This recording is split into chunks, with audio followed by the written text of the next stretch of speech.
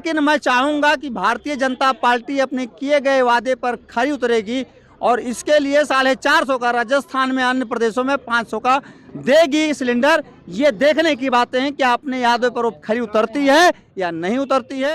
ये बताइए 450 सिलेंडर मिलेगा कि नहीं मिलेगा यूपी वालों को? देखिए भी भारतीय जनता पार्टी जो वादा किया वादा निभाएगी 2024 के पहले। ये वादा वहाँ करा है ना राजस्थान में, यहाँ नहीं किए हैं वादा। देखिए जहाँ सिलेंडर कब मिलेगा हमको? सिलेंडर कब मिलेगा यूपी वालों को 450 में? हम लोग को चाहिए ही नहीं, चाहिए नहीं? राजस्थान वालों को भी नहीं चाहिए, तभी तो जिता दिया हम लोग को। क्या चाहिए आपको? हम लोग को क्या चाहिए? हिंदू राष्ट्र चाहिए, हिंदू राष्ट्र चाहिए। बिल्कुल चाहिए।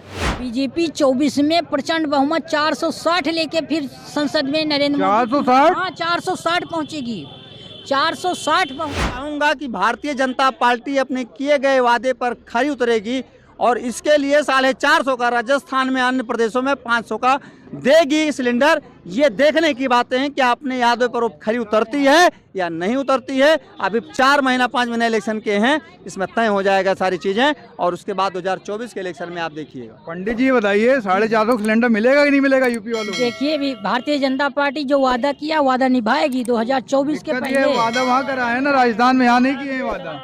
देखिए जहाँ जहाँ वादा किए हैं हर संभव वादा पूरा होगा। विपक्ष का मुंह तोड़ जवाब दिया जाएगा। विपक्ष को 24 में भी हराने का काम भारतीय जनता पार्टी ही करेगी। भैया मिलेगा सिलेंडर कब मिलेगा हमको? सिलेंडर कब मिलेगा यूपी वालों को 450 में? हम लोग को चाहिए ही नहीं, चाहिए नहीं? राजस्थान वालों को भी नहीं चाहिए, तभी तो जिता दिया हम लोग को। क्या चाहिए आपको? हम लोग को क्या चाहिए? हिंदू राष्ट्र चाहिए, हिंदू राष्ट्र चाहिए। बिल्कुल चाहिए।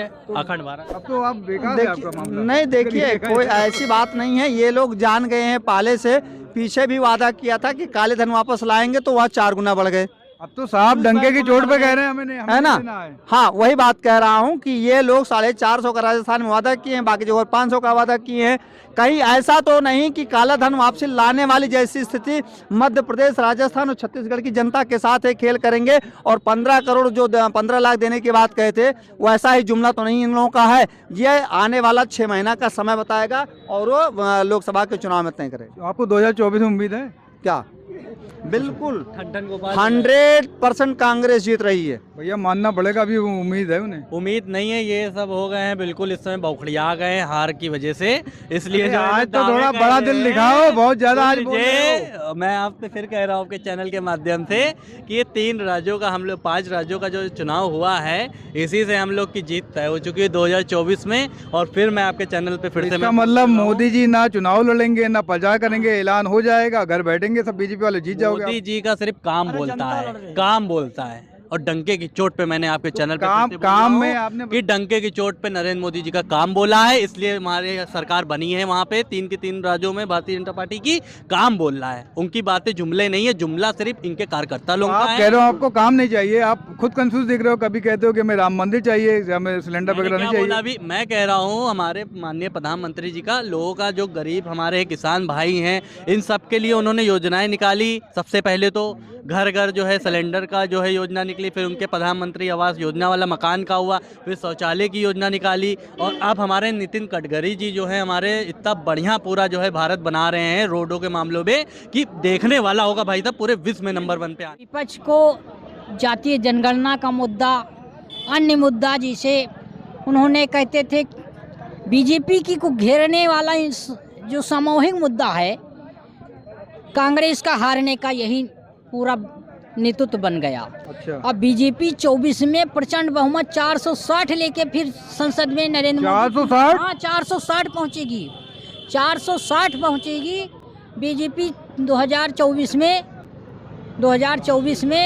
नरेंद्र मोदी ही तिबारा प्रधानमंत्री ही बनाए जाएंगे। तिबारा समझ में आ रहा है, लेकिन 460 कुछ ज्यादा नहीं होगा पंडित जी?